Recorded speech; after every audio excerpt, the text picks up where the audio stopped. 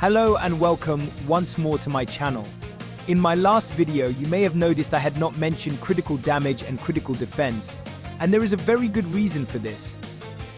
You see, these are more of a wild card and specific use kind of cell that you most likely will not be using as often as the others. However, that does not mean they have no use at all. And we happen to have two units that benefit the most from one of these to give a proper example. That being Rize and our boy Amon here.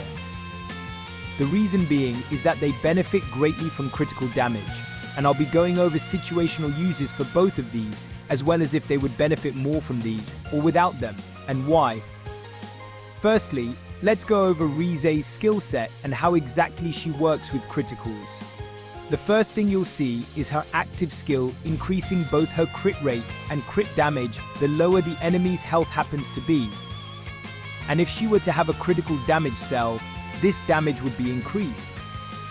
And taking a look at her third passive, she actually does 30% more critical damage if she happens to land a critical hit, further encouraging more critical damage.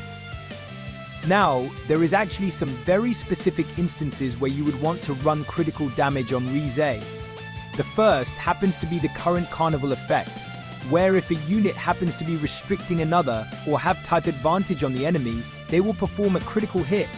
Furthermore, in events that are not PvP where going first is the biggest advantage, running a critical damage cell on Rize is a great idea, as you would be worried less about the first turn advantage, or if you are able to go first within the endless trials with it equipped. Lastly, one thing to note is that critical damage seems to have a limit on how much it would affect the damage of a unit. 300% is where it would affect them the most, and any more would not have as much of an impact. Next up, we'll be going over Amon. His active skill actually triples his own crit rate, making him almost always able to perform a critical hit, which makes a critical damage cell more valuable on him than other units. Onto his second passive, he actually raises his own critical damage just by your other units performing a critical hit, granting him a stack of courage.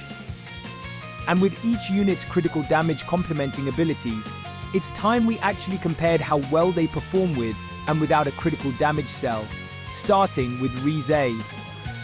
The first test will be without any critical damage cells, and both tests will have the same attack percentage factors.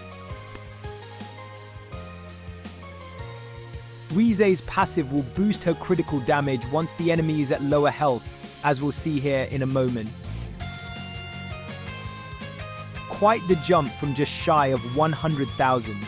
The lower the enemy's health, the more damage we'll start seeing from her.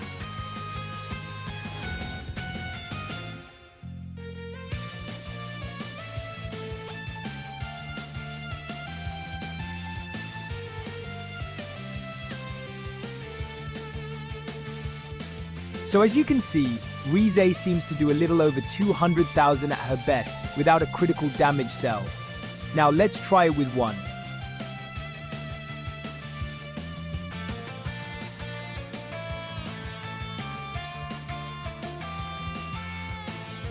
A little lower this time. Quite interesting, and I'll explain why in just a moment.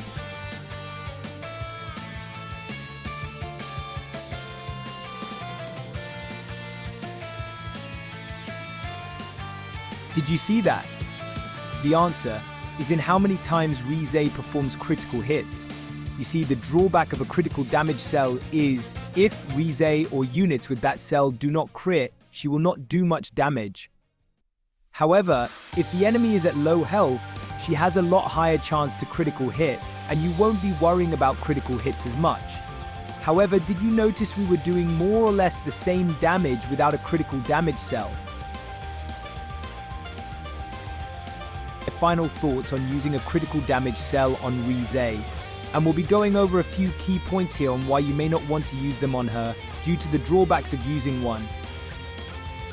The first point is one I had mentioned earlier, and it's that if the unit does not critical hit, the critical damage bonuses will not apply, and without critical hits, they will not do as much damage.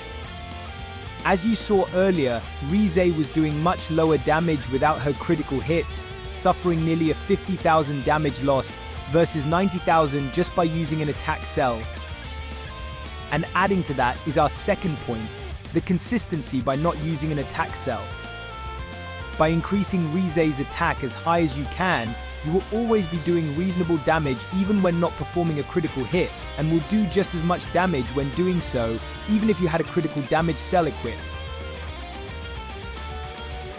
While the third point is not as important, it's still worth mentioning.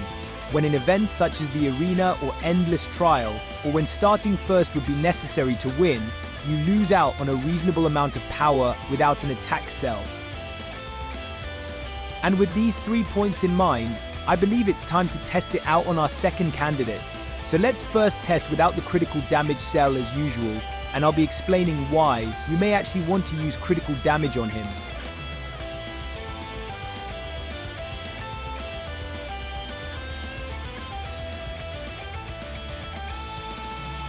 The key difference here is that while Rize may rely on the enemies being lower health, Amon has triple the critical rate and will almost always be doing critical hits, and will be benefiting from the critical hit damage bonus just as much. I had mentioned earlier that you may want to use a critical damage cell on Amon, however, you must still keep the drawbacks in mind, and since Amon has high attack scaling, he will most likely be reaching the same damage regardless. However, there is an alternative to these critical damage cells I will go over, and why it's better to use those instead of replacing an attack cell for one.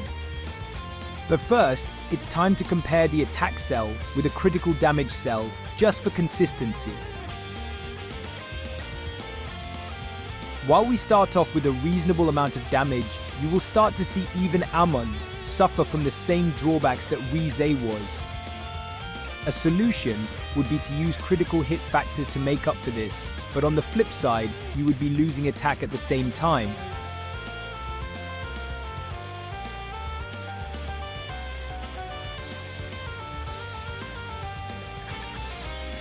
You can start to see how much damage Amon is starting to lose from this, but just like I mentioned earlier, there is a better alternative than losing all that consistent damage.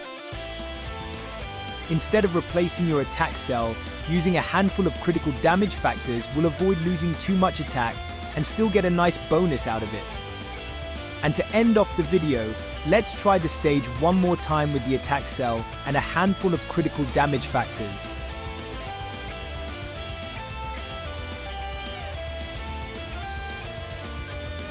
Here we can see a boost in damage done earlier in the video, even when we had a much higher critical damage multiplier.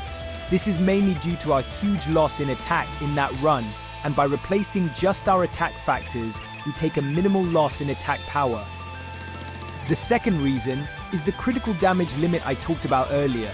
There is only so much the critical damage bonus will help a unit out, even for a unit like Amon, who almost always critical hits. Other uses would be for PvE and non-competitive content like the arena.